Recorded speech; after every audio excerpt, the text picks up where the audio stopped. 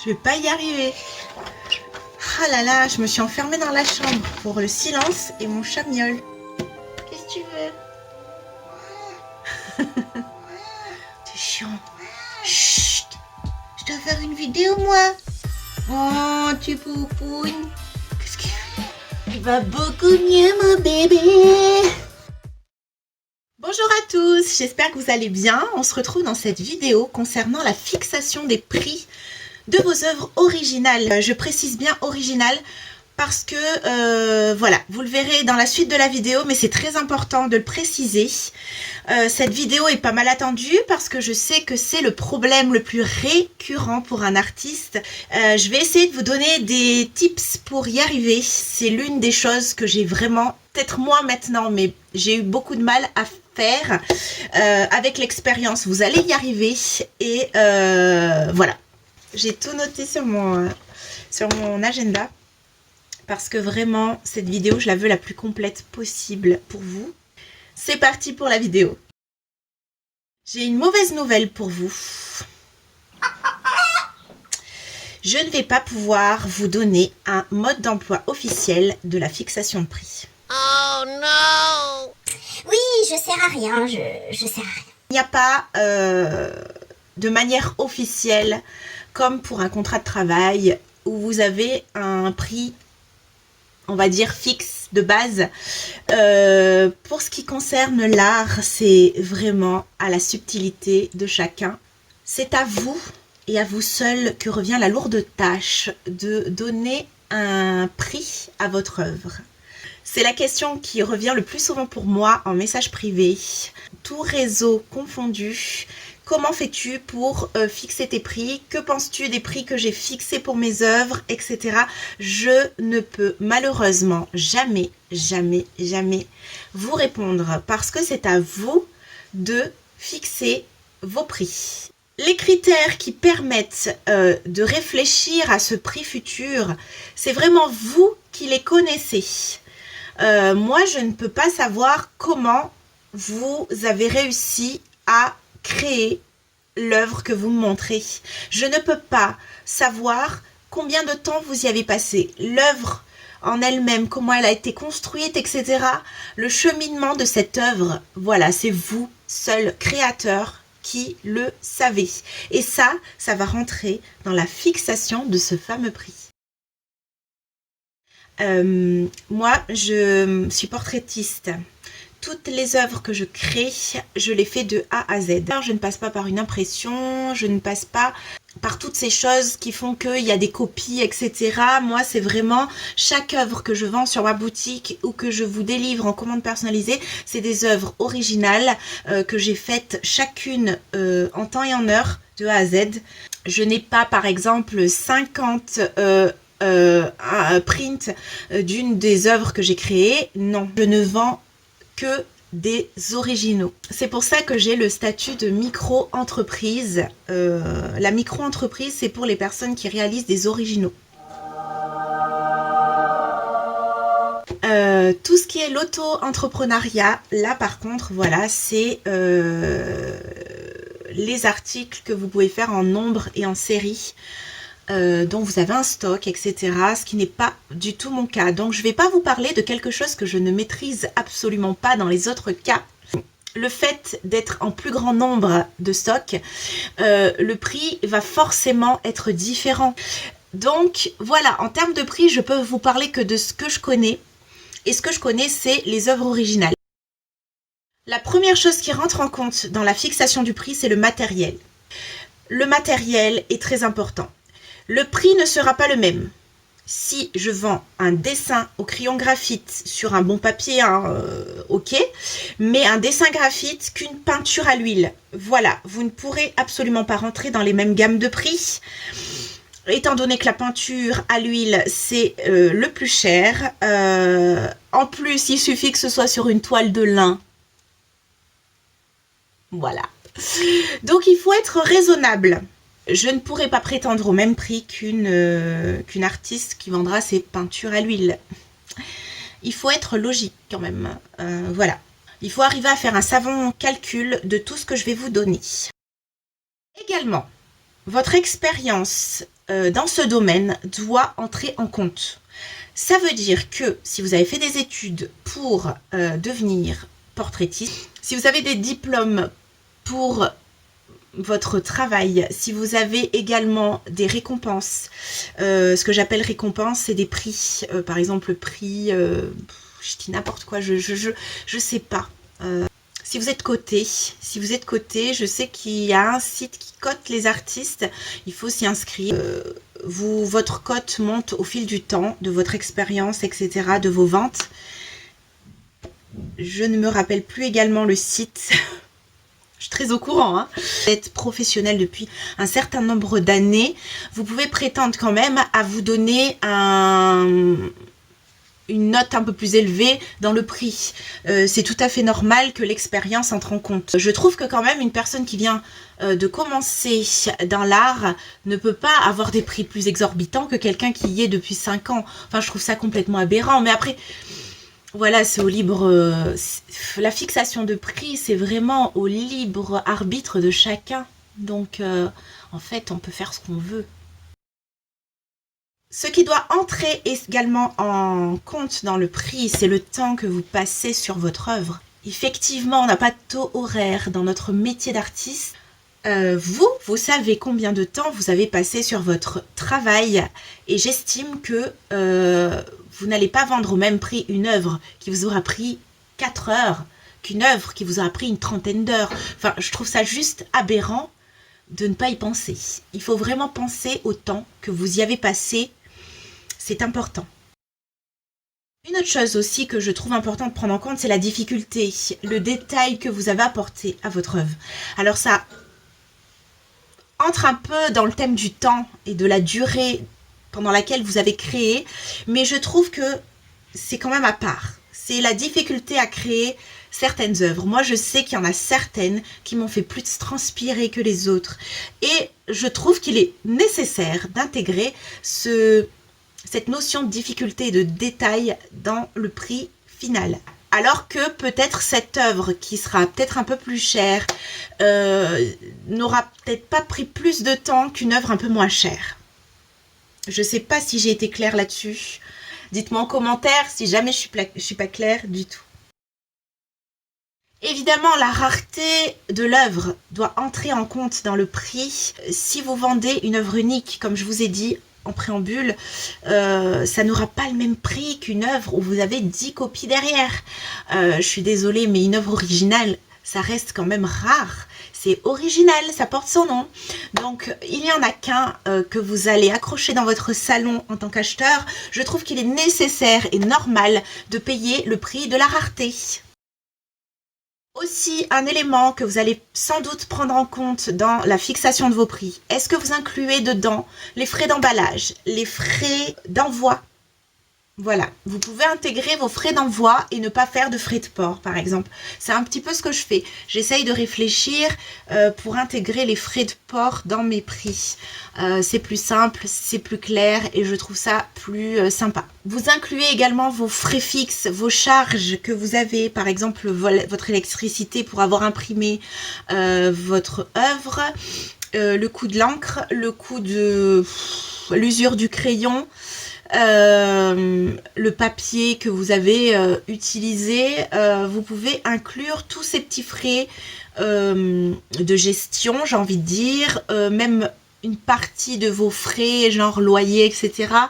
Et c'est sûr qu'après, ben voilà, les prix seront pas le même, mais c'est tout à fait normal. Vous travaillez, vous avez un salaire et ce salaire doit vous permettre de payer vos charges, de payer le fonctionnement de votre entreprise, micro-entreprise, auto-entreprise. Pour terminer cette vidéo, je vais faire une sorte de petite conclusion avec mon expérience personnelle. Actuellement, je suis en deçà de ce que je devrais demander en termes de prix. Ça, c'est sûr, au tout début. Mais bon, j'avais pas le même niveau aussi. Donc, je trouve que les prix à l'époque allaient très bien avec ma technique de l'époque. J'ai commencé, je crois, à 20 € le portrait. Et ça valait vraiment 20 €. Ça valait pas plus. Donc... Voilà, j'ai bien démarré, sauf que j'ai progressé très très vite et le prix n'a pas suivi parce que je peux pas augmenter de 10 € d'une année à une autre. Ça se fait pas. Voilà, sur toute ma communauté qui me suit régulièrement, je me voyais mal faire augmenter mes prix de manière drastique. On n'est pas les impôts, on n'est pas l'État, hein. Par contre, voilà, du coup, actuellement, mes prix sont en deçà de ce que je devrais demander. Au vu de ma situation, ce n'est pas gênant dans le sens où j'ai un travail alimentaire. Et du coup, je m'appuie totalement sur mon travail alimentaire. Je ne m'appuie pas que sur cette activité de portraitiste, heureusement, pour moi. Je ne pourrais pas de toute façon. Donc, si vous voulez, dans la situation dans laquelle je suis, ça me convient bien. Là, je vous en prie, ne sous-estimez pas votre travail. Surtout en pensant à ramener de la clientèle, parce que c'est faux. Je vais vous dire un truc qui va peut-être vous choquer. Même moi, j'y croyais pas au début parce que j'ai déjà entendu une personne parler de ça. Mais quand votre prix n'est pas en accord avec ce que vous vendez, en fait, vous n'amenez personne. Il faut savoir que dans mes travaux que j'ai vendus, j'ai pas vendu les moins chers. Les moins chers sont encore sur ma boutique d'ailleurs. Si vous vous sous-estimez pas mais que vous vous surestimez, c'est pas mieux non plus. J'ai déjà vu des personnes vendre des œuvres qu'ils ont fait en plus d'une manière brouillon sur un papier pas forcément de bonne qualité, un papier qui est un petit peu déchiré suite à un gommage ou ce genre de choses et qui mettent des prix d'une 70 à 90 €, un format A4, enfin... Vraiment, j'ai vu des choses, voilà, c'était un peu aberrant et je ne pense pas que ces personnes ont pu vendre ou alors vraiment, je n'y connais absolument rien.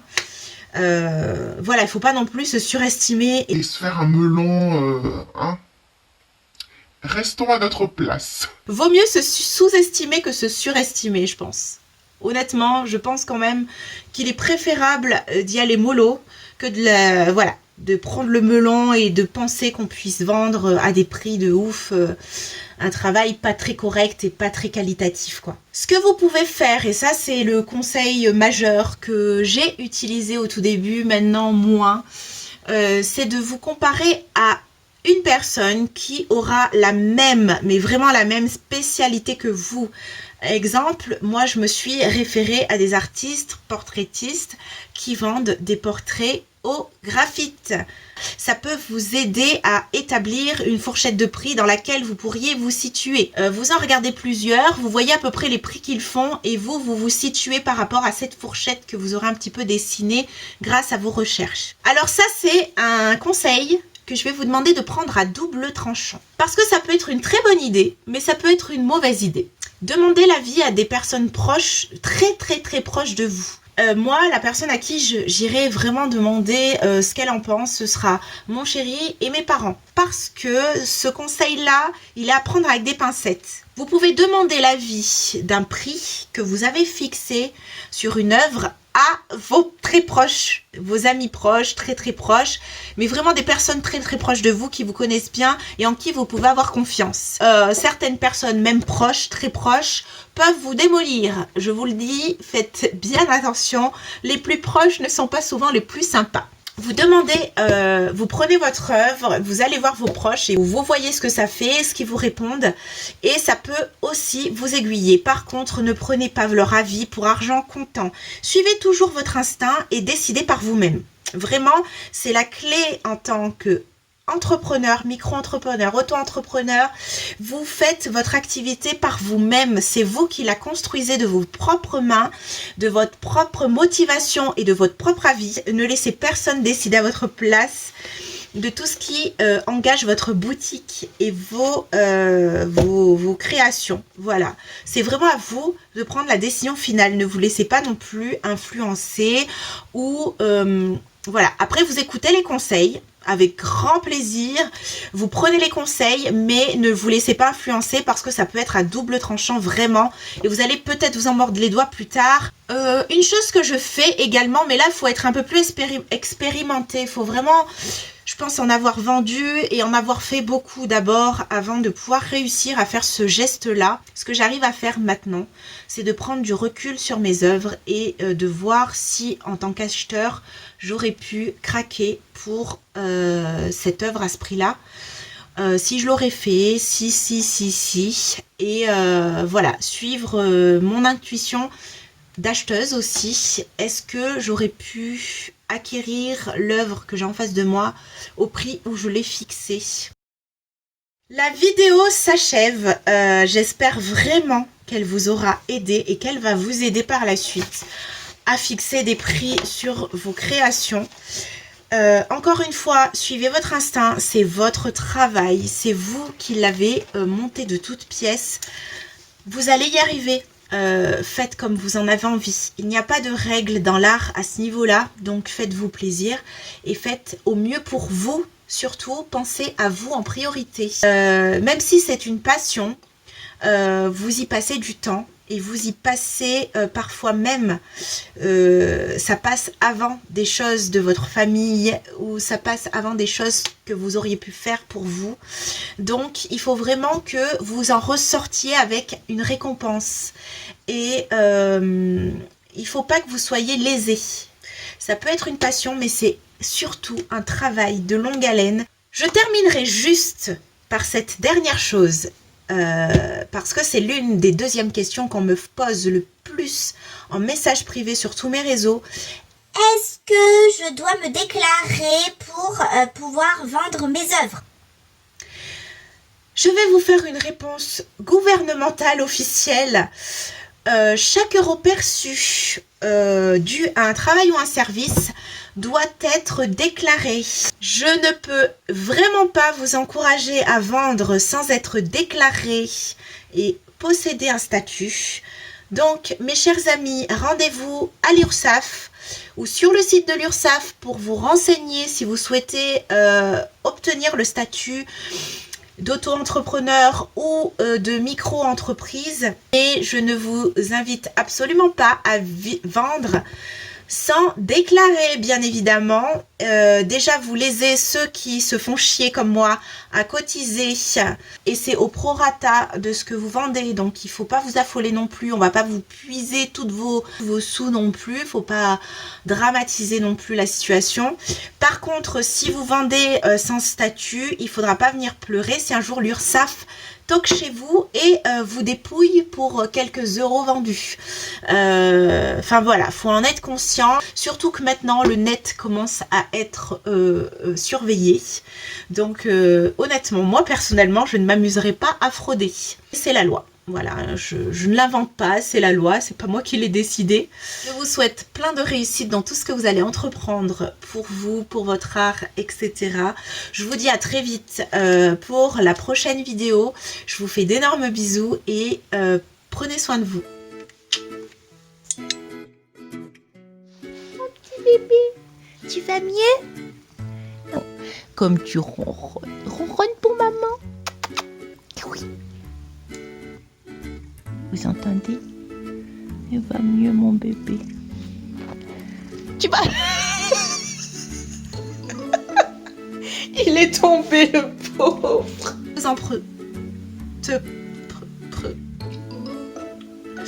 Allez, on va remettre le pyjama. C'est pourquoi j'ai le statut de micro...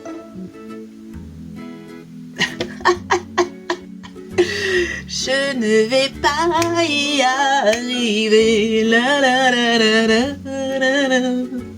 Il faut également, si vous... Actuellement, les prix que j'affiche sont vraiment bas. Ils sont vraiment en deçà de ce que mon travail vaut également. Non, non. Je vais pas y arriver, je vais pas y arriver, je vais pas y arriver, je vais pas y arriver. Ah, ça m'énerve. En MP, c'est la... Ah, je vais mettre mon téléphone en silencieux, déjà. J'ai une mauvaise voix. Je vous le fais tout de suite. Je n'arrive pas à parler. Je ne passe pas par l'impression. Je.